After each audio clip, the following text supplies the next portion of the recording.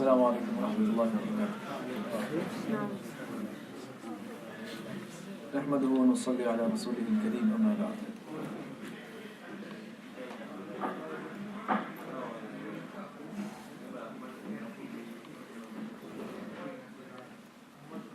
Allah subhanahu wa ta'ala has given us the way of life, which is, it's a source of peace for those who adopt it. It's a source of peace for those who are around the people who adopt it. And every aspect of Islam is a message of good, it's a message of khair, it's a message of blessings. Yesterday in our Jamea khutbah we spoke a little bit about Salaam, which is a greeting that Muslims use. What is its significance? Why do we use it? And how should we use it? The word Salaam is mentioned in numerous places in the Quran. Salaam is one of the names of Allah subhanahu wa ta'ala. As-Salam al-Mu'min al-Muhaymin. So when it is used as a name, as an attribute of Allah subhanahu wa ta'ala, it refers to the quality and the attribute of being free from every blemish and flaw, every weakness, being above and beyond things such as temporariness, things such as being subdued, being overwhelmed. And it is also the attribute which conveys the meaning of the one who gives peace and comfort internally and externally to his slaves, to his makhluqat. So it's a very great word, it's a very great name. Salam has also been used to refer to the greeting in the Quran. هل أتاك حديث ضيف إبراهيم المكرمين إذ دخلوا عليه فقالوا سلاما. When the angels visited Ibrahim alayhi salam, they greeted him with salam. The Quran also refers to it as the greeting of the believers in Jannah. إِلَّا قِيلًا سَلَامًا سَلَامًا. And the greeting that will be given to them from Allah subhanahu wa ta'ala, سَلَامٌ قَوْلًا مِنْ رَبِّ الرَّحِيمِ. Salam also refers to talk which is free from any spite, free from anger, a talk that does not cause harm. وَإِذَا خَاطَبَهُمُ الْجَاهِلُونَ قَالُوا سَلَامًا. One of the qualities of the true slaves of Allah subhanahu wa ta'ala is that if and when an ignorant person starts speaking to them, passing ignorant comments, they respond with words of peace, with words that don't add to the ignorance.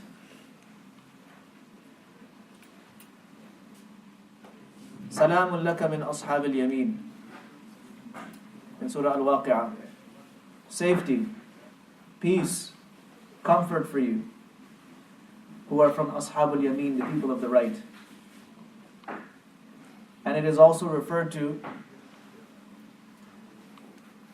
in Salamun ala Ibrahim, Salamun ala Musa wa Harun, Salamun ala Ilyasin. And many Mufassirin have given the meaning of Salam here as good praise, good words, good mention is for these great slaves of Allah subhanahu wa ta'ala, the Anbiya alayhi salatu wasalam. It also refers to peace itself, peace and tranquility descending from Allah subhanahu wa ta'ala. وَالسَّلَامُ عَلَيَّ يَوْمَ وُلِدْتُ وَيَوْمَ أَمُوتُ وَيَوْمَ أُبْعَثُ حَيًّا. So salam is used very frequently in the Quran. As far as salam being a greeting, It's nothing new. The hadith of Bukhari and Muslim tells us that when Allah subhanahu wa ta'ala created Adam alayhi salam, He created him in the shape, in his final shape, 60 yards in length,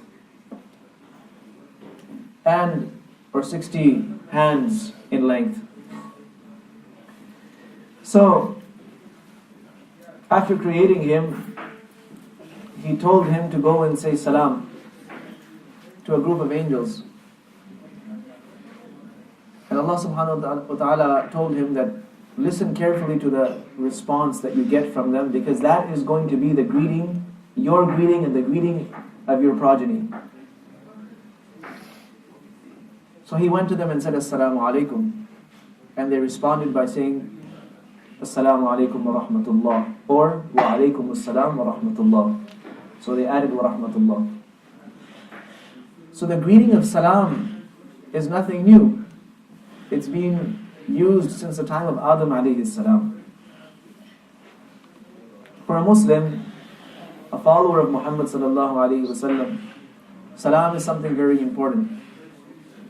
Because not only is it the greeting chosen by Allah subhanahu wa ta'ala, it is the greeting that was used by His Prophet Muhammad sallallahu alaihi wasallam and taught by His Prophet sallallahu alaihi wasallam.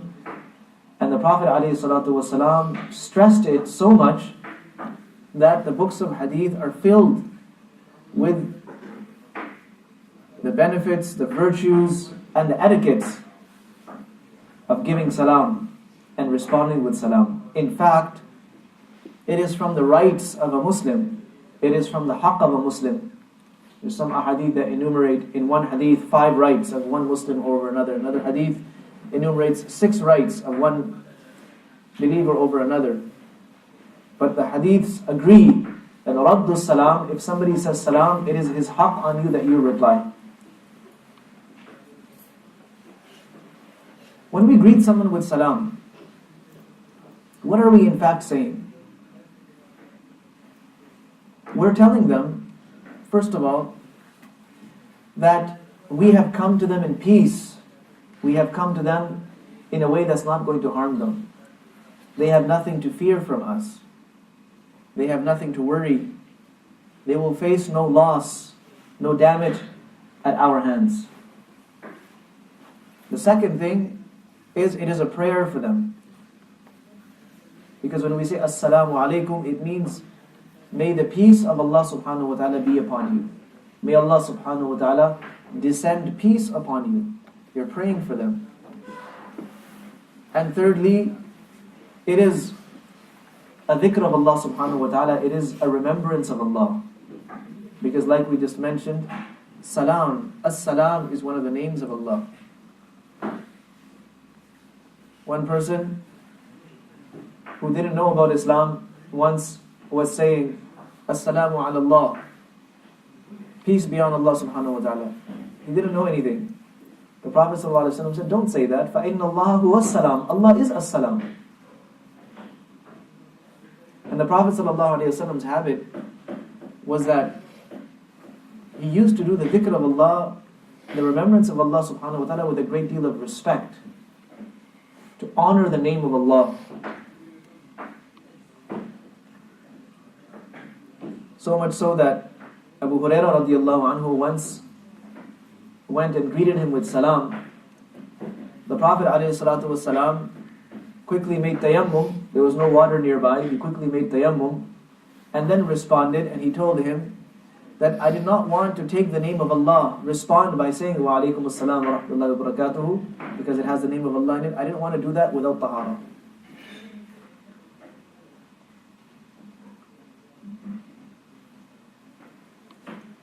The Prophet ﷺ tells us that inna awla an-nasi billahi man bada'ahum bis-salam.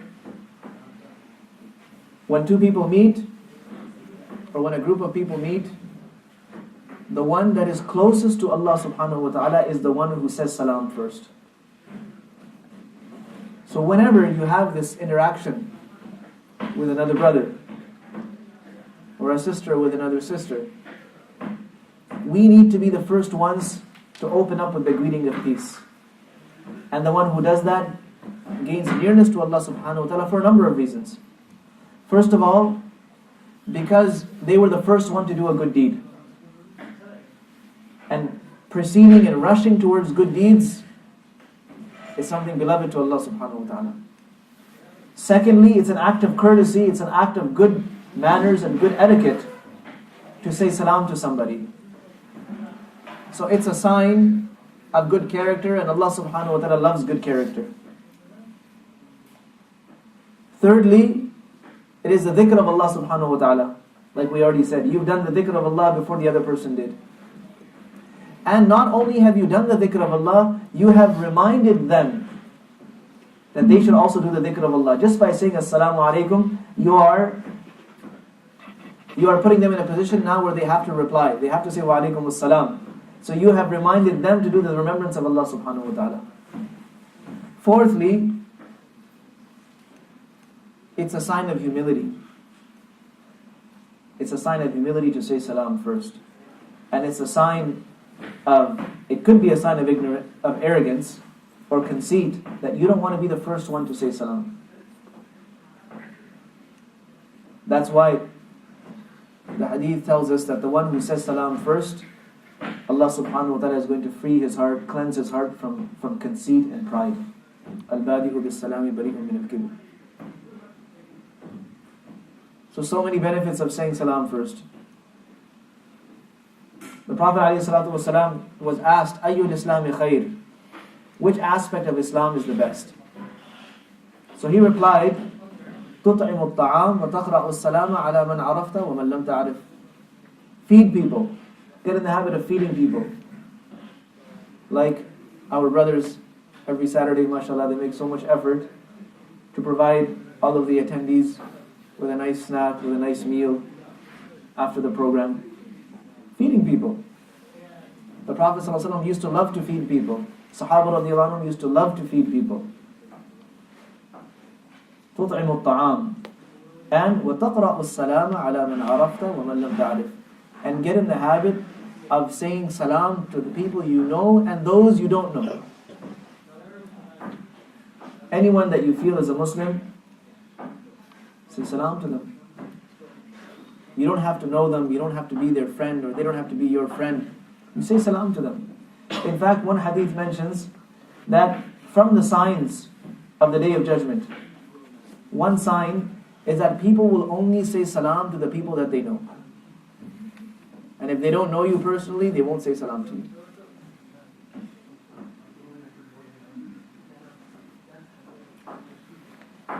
Another hadith tells us that, O people,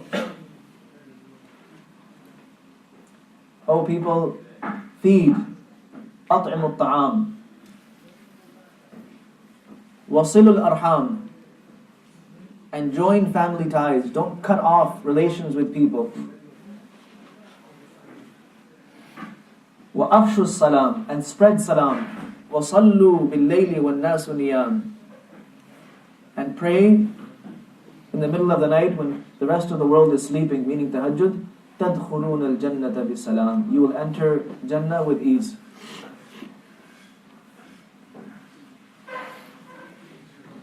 One hadith tells us, أَفْشُوا السَّلَامَ كَيْ تَعْلُوا, spread salam, make salam common so that you will be elevated. So we find Sahaba radiallahu anhum were so particular about this that they would not like to be left in a position where they are not the first ones giving salam. Once somebody had some need, the Prophet ﷺ sent Abu Bakr radiallahu anhu with him. Abu Bakr radiallahu anhu noticed that this person is walking but he's not saying salam. Other people are always the first to say salam to him.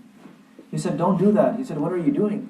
These people are beating you to the reward and to the pleasure of Allah subhanahu wa ta'ala. You should make yourself in such a way that no one beats you to saying salam. Abdullah ibn Umar radiallahu anhu used to go to the marketplace and sit with the businessmen, the merchants, and go through the whole bazaar And he wouldn't buy anything or sell anything. So someone asked him that, why do you do this?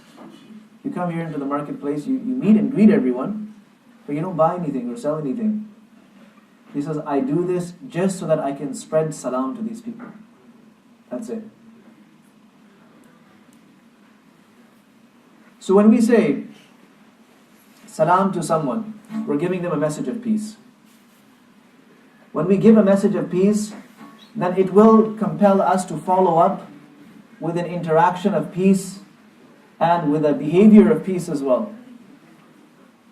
Our interaction, our dealing with them is also going to be peaceful and calm, comforting for ourselves and for them. So we spread salam. And it's amazing what an effect the word salam has on the people around us. Because once they understand and they know that we are spreading peace,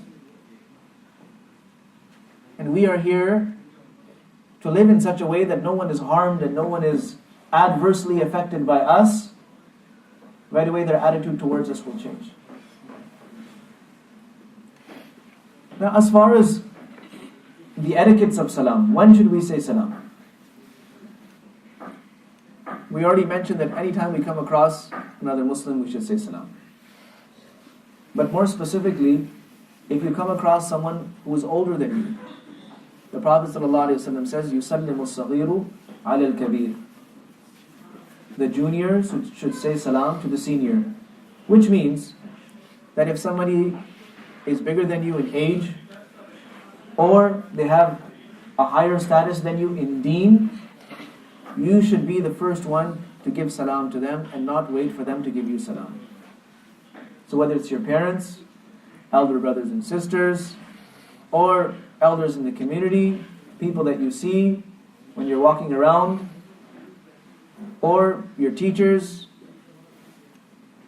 your religious elders and guides, you should be the first one to greet them with salam.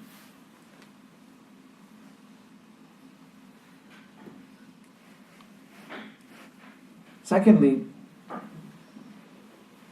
if we are driving a car, or riding in a car, and we drive by someone who is walking, then the one who is traveling in a vehicle should be the first one to say salam to the one who is walking. This is for a couple of reasons. First of all, when you're traveling in a vehicle, you are in a better position in many ways than the person who is walking. You're able to move much faster, with a lot of comfort, and go to many more places than the person who is just walking on their feet. Sometimes that brings a feeling of smugness inside a person. You feel really smug about yourself. You feel really comfortable about yourself. And sometimes you feel that you're better off than the next person, or you feel that you are superior to the next person. So to bring humility into this person, who at this moment is more fortunate than the other one, he is told that you should be the first one to give salam. And if somebody is standing, another person is sitting, the one who is standing should give salam to the one who is sitting. Somebody is walking by, someone who is seated somewhere, the one who is walking by should say salam. For similar reasons. And also because a person who is seated may be passed by many, many people. So it will be difficult for him to keep up with everyone who is passing by if he was obliged to say salam. So those who are passing by should say salam to him. And if there is a single person meeting a group of people, or a small group of people meeting a large group of people, then the smaller group should say salam to the larger group.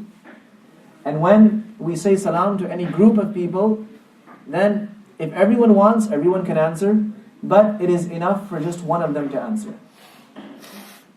So you're walking by a group of friends, you see them, you say salam. If just one of them answers, that is sufficient on behalf of all of them. It suffices for all of them.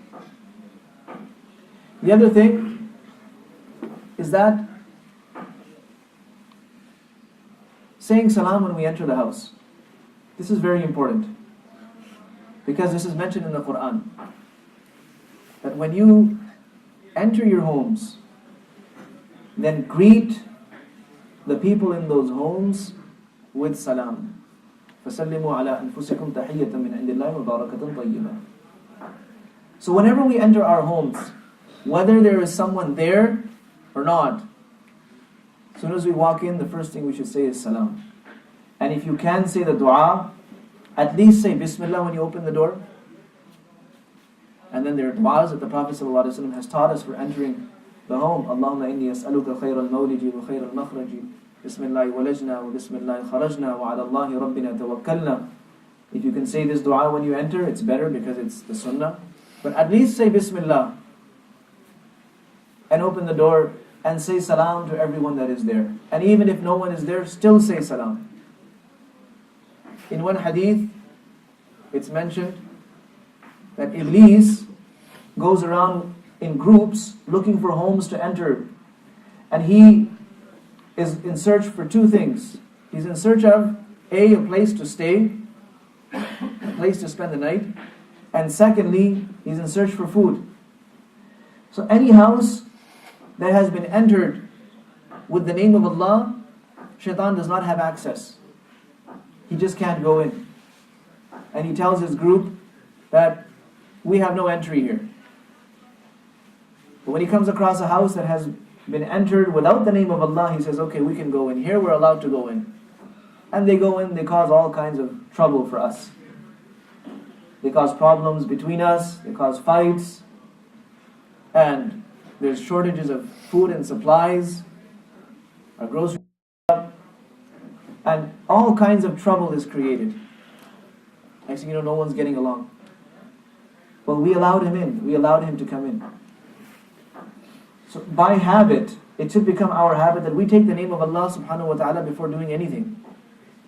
Opening the door, going up the stairs, going into our room. The Prophet ﷺ would not do anything without taking the name of Allah. Even standing and sitting.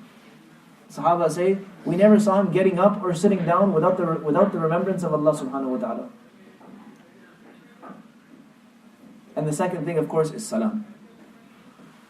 Entering with salam. Once, somebody was waiting outside the door of the Prophet ﷺ. And he said, can I enter? He wanted to come in. So he called from outside, can I come in? The Prophet ﷺ told the Sahabi who was with him that go and teach him how to take permission to come inside someone's house.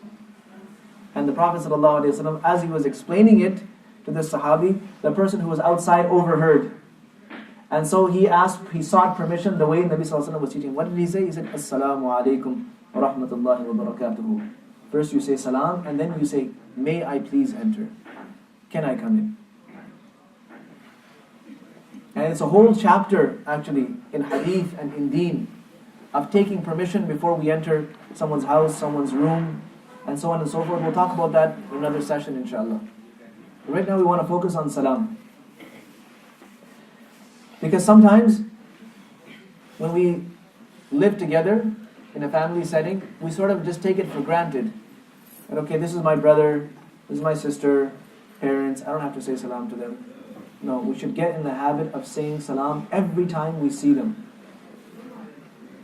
Every time. Every time we come home, we should greet the people with salam. And every time someone comes home, we should greet them with salam. The other thing is that we don't say salam when we are in a place of filth like the bathroom, or we are not properly covered. At that time, we don't say salam. So you don't say salam to someone who is in the bathroom, or you don't say salam if you yourself are in the bathroom. Someone who's taking a shower, or if you're taking a shower, don't say salam in that condition. Similarly, if you see someone who is openly engaged in doing something wrong, committing a sin, in that state, don't say salam to them. Just ignore them. إِذَا مَرُّوا بِاللَّغْوِ مَرُّوا كِرَامًا. Just walk away.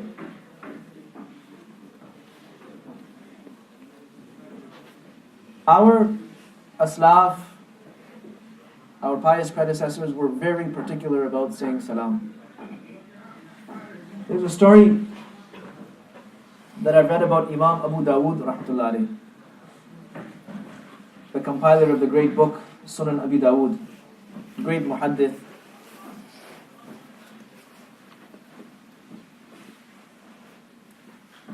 And he is from the students of Imam Ahmad ibn Hanbal, rahimahullah. He once was walking by the seaside or the shore of some big river or lake, and as he's walking, he sees a boat out in the distance. Now this is not particularly about Salaam, it's about something else, but it tells you how particular they were about these types of things. Someone on the boat sneezed and said Alhamdulillah. Now, in the hadith that I mentioned, the rights of one Muslim over another, responding to Salaam and responding to someone who sneezes and says Alhamdulillah by saying Yarhamukallah, this is his haqq, it is his right that you make that dua for him. And part of the adab, just like the adab of Salaam, include you say Salaam in such a way that the person can hear you, and you respond in such a way that the person can hear you. Same thing applies to responding to someone's sneezing and saying Alhamdulillah. So he has heard the person sneeze and say Alhamdulillah, the wind has carried the sound over to him, but we're way out there, and he knows that if he tries to answer, because the wind is blowing against him, his voice is not going to reach. But he feels compelled to respond. So he goes searching for a boat.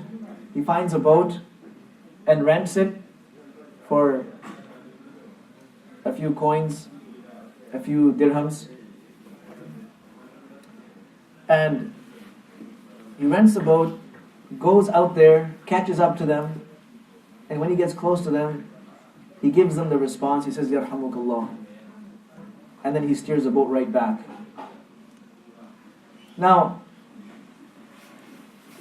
some say that he saw in his own dream, and others have said that someone else saw in their dream, that it was being said to him that, "Oh Abu Dawood, you purchased the entire Jannah in exchange for a couple of dirhams.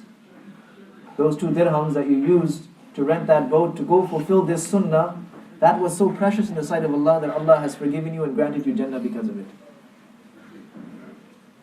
So our elders have been very particular about the sunnah. So should we. We should be very, very particular about trying to revive this sunnah. And the Prophet ﷺ is giving so much importance to this. He says in one hadith that you cannot enter Jannah until you believe. لا تدخلوا الجنة حتى تؤمنوا ولا تؤمنوا حتى تحابوا. You will not be believers until you love one another. Shall I not tell you of something that if you start doing it, you will start loving one another? The Sahaba said, of course. The Prophet ﷺ said, spread salam amongst yourselves. Afshu salama bainakum. Greet each other with salam frequently. How frequently?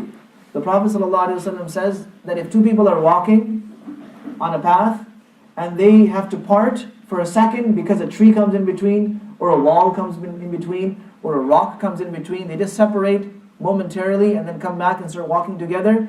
Even after that brief separation, they should say salam to one another. And the right way to say salam is Assalamu alaikum wa rahmatullahi wa barakatuh. Assalamu alaikum wa rahmatullahi wa barakatuh. This is the best way to say salam. Once a person came by the majlis of the Prophet ﷺ and said Assalamu alaikum.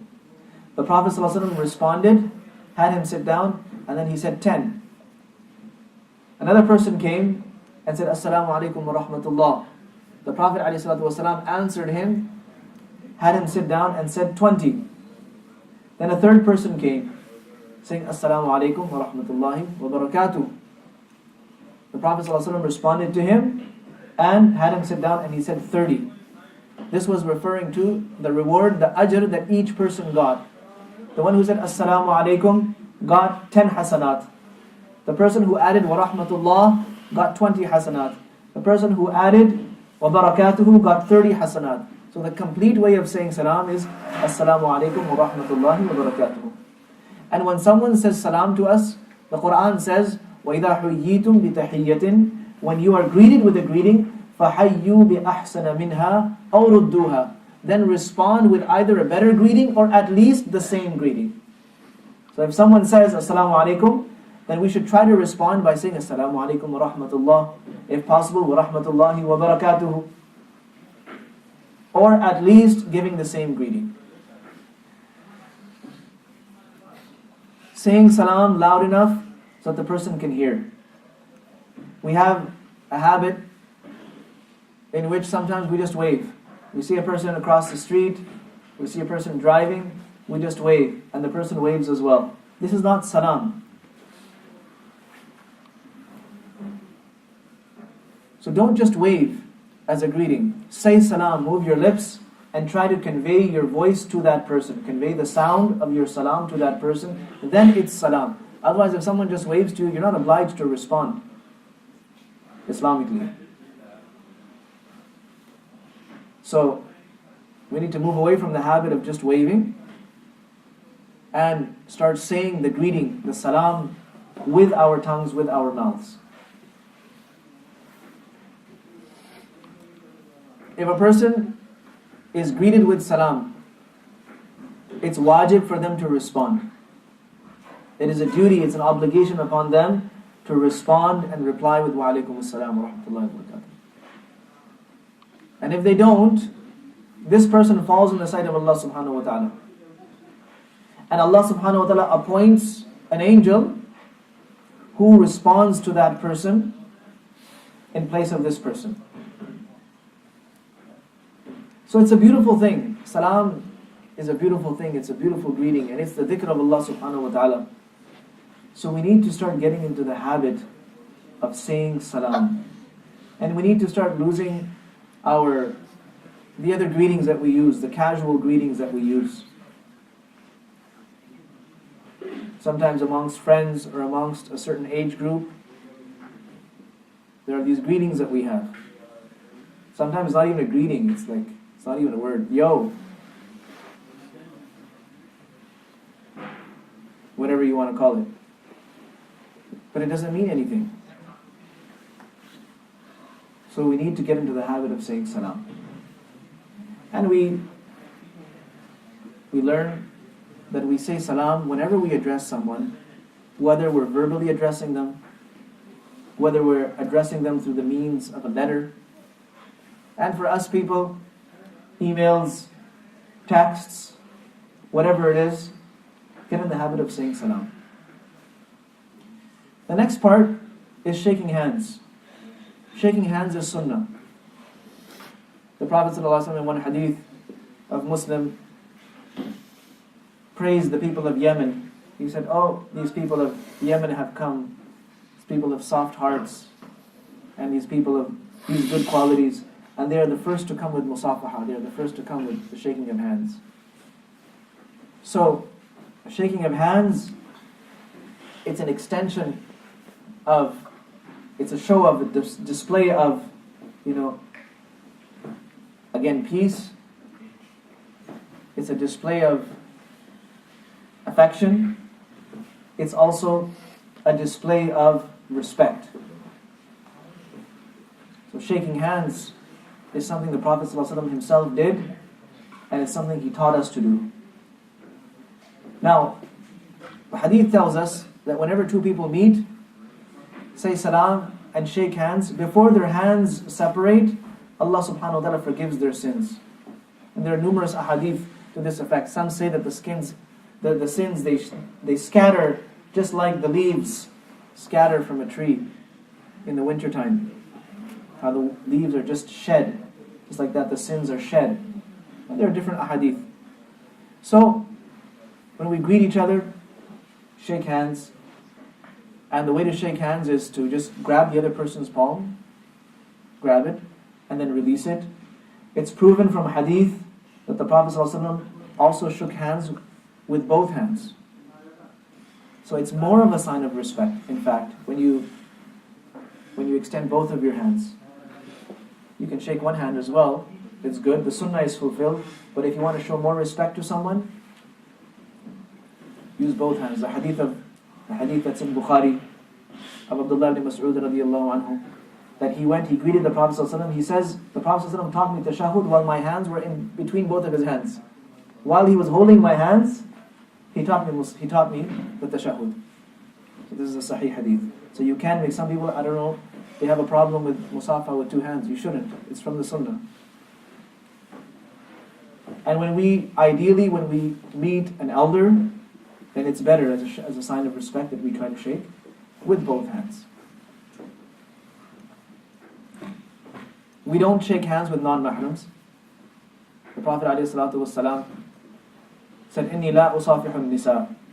A woman came to take bay'ah from him and extended her hand. He said, "Inni la usafihu nisa." I don't shake hands with women. So we don't shake hands with non-mahram girls or women, and vice versa.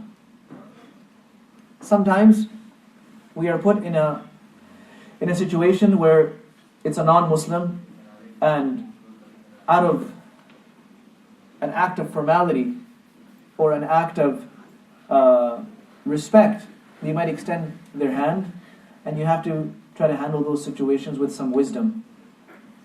Try to avoid it, and try to explain to them why you're avoiding it.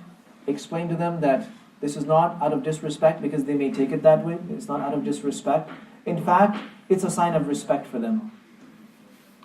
Because we keep what we call a respectful distance from the other gender. We give them their space. And we don't make them feel that we have to, in any way, physically interact with them. We're not there to go into their space, into their privacy, or into their lives. We're not there to interfere with any of those things. In fact, one brother was traveling through the States. He had a connecting flight. When he got to the connecting flight, they said that we don't have a booking for you. So he said, well, here's my itinerary. It's been printed and paid for and all of that stuff. Anyway, there was some kind of a confusion with the airline. So he was upset. One of the managers had to come to resolve the issue. And when she came, she extended her hand to shake his hand, and he pulled his hand away. And she got so mad. She got very, very upset. And of course, she would get upset. Because to her, she's making a respectful gesture, a formal gesture, and this person is backing away from it. It could mean a lot of things. But the person right away put her at ease. He says, please don't feel offended. I did not mean to offend you or insult you. But the thing is, I've already given this hand to one woman, I cannot give it to another. And when she heard this, she broke out into tears. She said, if only I had met a man as loyal to me as you are to your wife. So it depends what you make out of the situation. This is how people will learn about our ethics and our ways. If we keep compromising them, then there is no way we can educate people about who we are and what our teachings are, what our way of life is. So we have to keep trying. Sometimes it's a very awkward situation, but we have to keep trying, and inshallah, in this manner, people will learn about us. And believe me, once they learn about us, once we educate them and inform them about what we do and why we do it, they will end up respecting us a great deal more than if we just keep breaking our own rules. No one likes a person who makes rules or claims to follow rules and then just keeps breaking them. No one has respect for that person. But you have a person who has a set of rules. They may be very simple, but they stick to them. They're disciplined about it. The world will eventually have a great deal of respect because they know that it takes a great deal of discipline to be able to carry all of these things. So let's decide from now that we will be the first ones to greet our family members, our brothers, our friends with salam. We're going to try to always beat the next person to saying salam. We won't let ourselves get lazy about it, because this is something that brings us closer to Allah. The hadith is so clear that whenever two people meet, the one who gets closer to Allah is the one who says salam first. So such a simple act, such an easy act, but so effective. It takes us close to Allah subhanahu wa ta'ala. What else could we want? And inshallah, when we start following this, we discipline ourselves to it, the doors of many other good deeds will open to us. Whenever we take one good deed, any good deed, and start following it, it will open up for us the doors of other good deeds. But whenever we take a good deed and undermine it, or underrate it, and say, oh yeah, okay, fine, I know that one, then the doors for other good deeds like it, or better than it, are not open for us. So may Allah subhanahu wa ta'ala give us the ability to implement this and all the teachings of our Prophet Muhammad sallallahu alayhi wa sallam. And may Allah subhanahu wa ta'ala enable us to spend a life which is filled with and adorned with the beautiful sunnahs of our Prophet alayhi salatu wa salam. And may Allah subhanahu wa ta'ala raise us all with him on the day of judgment. Wa akhiru da'wana alhamdulillahi rabbil alameen. Wa sallallahu wa sallam wa baraka ala nabiyyina Muhammad wa ala alihi wa sahbihi ajma'in. Wassalamu alaikum wa rahmatullahi wa barakatuh.